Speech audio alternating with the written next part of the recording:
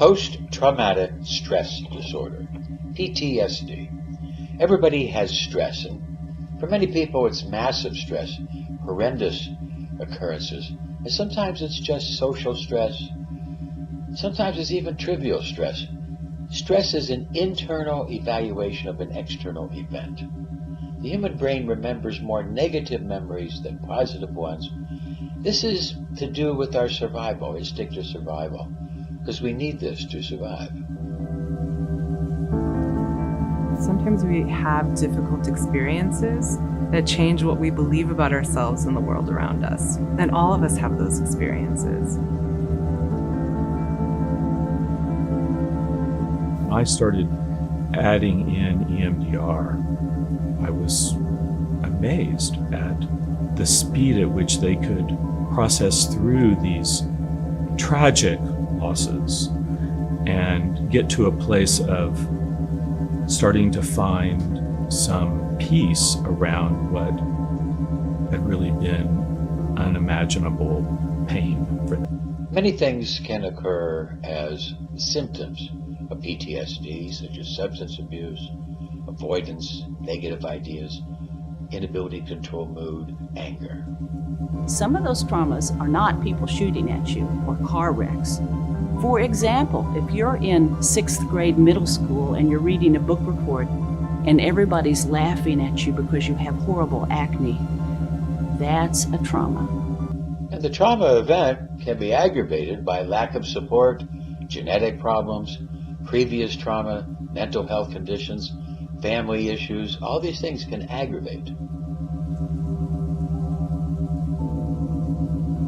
So the whole point behind trauma treatment is to help an individual move past or process that trauma to where the brain is not reacting as if it's still in danger.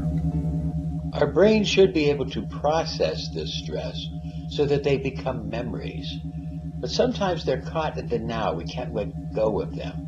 They're not memories. They're caught in the now, and then this becomes a disease.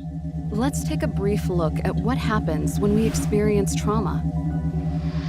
Stress and trauma will input into the emotional circuit known as the limbic system of the brain. It's called the limbic system. And this is very important in the processing of emotions. Within the limbic system are the amygdala, 2 nuggets of tissue, one in each half of the brain. They are no bigger than a fingernail, yet they are the brain's central command center for our emotional reactions.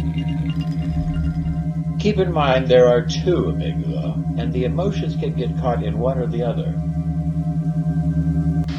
Our brains have a natural way to recover from traumatic memories and events. This process involves communication between the amygdala, the alarm system for stressful events, the hippocampus, which assists with learning, including memories about safety and danger, and the prefrontal cortex, which controls behavior and emotion. If both sides of the brain are balanced, then this trauma can be processed correctly and washed away as a memory. An amygdala hijack happens when you can't control your response. The amygdala has the same response for a tiger attacking as for being unfriended on Facebook. It responds to information from our senses and instinctively presses the body's panic button. The amygdala-driven hijack attack spreads panic through the brain and through the body. We have to be able to learn how to recondition the amygdala and stop the amygdala hacking. Some experiences may not be processed without help. Stress responses are part of our natural fight, flight, or freeze instincts. When distress from a disturbing event remains, the upsetting images, thoughts, and emotions may create feelings of being overwhelmed, of being back in that moment, or of being frozen in time. Dr. Sperry won the Nobel Prize in Medicine for discovering the 2 halves of the brain and how they think different.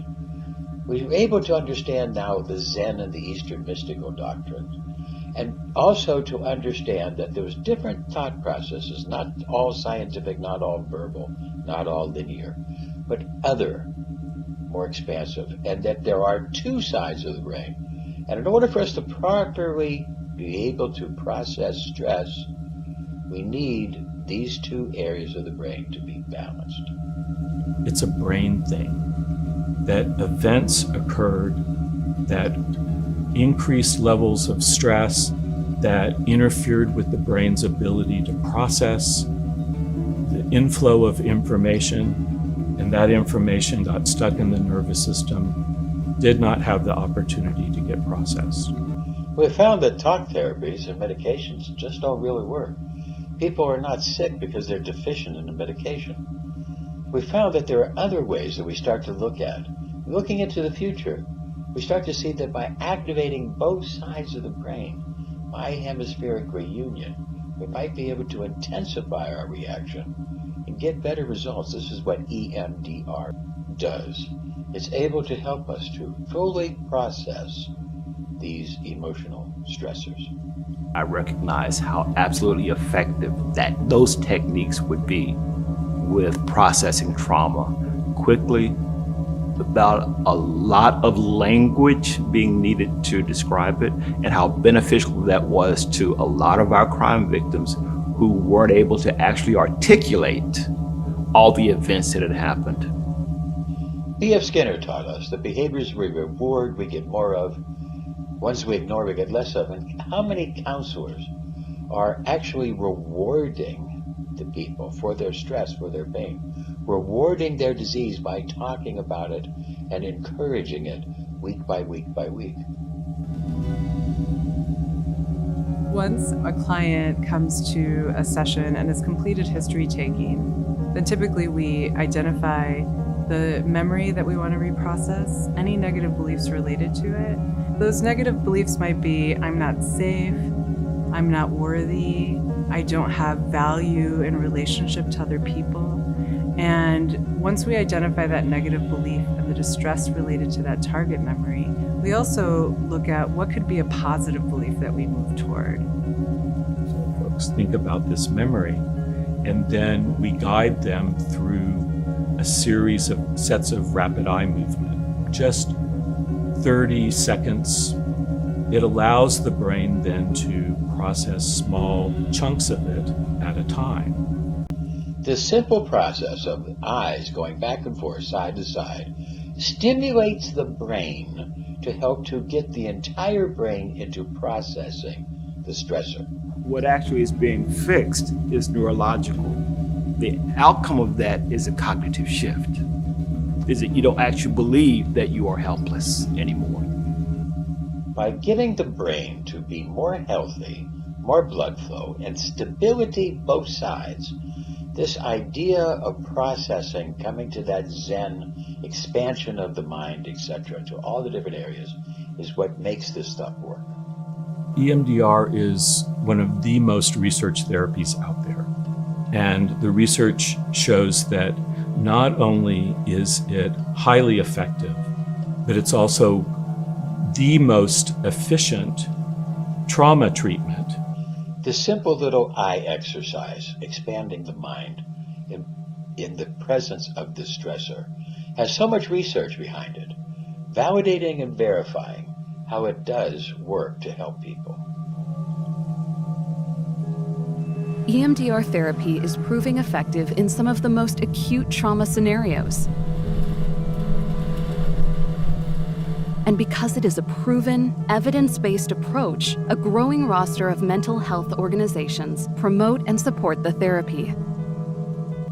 There are lots of other coping skills that we need to talk about, including diet, journaling, counseling, networking, exercise, meditation. All of these can be utilized to help expand the mind in order for the total health of the human mind to be able to do its job, working through the neurons, being able to expand itself, recognizing. We developed the adductor to be able to electrically jumpstart, actually give energy to the brain, and help to expand its working. What if we, beyond just the little eye movements, what if we use lots of yogic techniques, alternate nostril breathing, cross-crawl techniques, different stretches that would be able to take these memories put them where they're supposed to be, as memories, not as current. And we could then reduce all these different stressors and come with a real high natural method of dealing with PTSD.